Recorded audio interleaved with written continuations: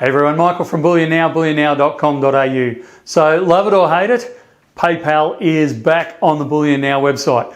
And I know this has been a little bit of a hot topic. We did have to remove it for a while. It wasn't integrating well with our back-end systems. We think we've got that all sorted out now. It seems to be behaving itself. So that is back online, back released. I know some people will be going, yay, and some people will be going, not so yay. Yeah, we're offering it there for anyone who needs to use it. Now, just bear in mind, as it always has, paying by PayPal incurs a 3.5% surcharge. Believe it or not, we're not making any profit out of that. That is actually slightly under what PayPal charge us for some of their different credit card combinations. So yeah, that will incur an extra 3.5%.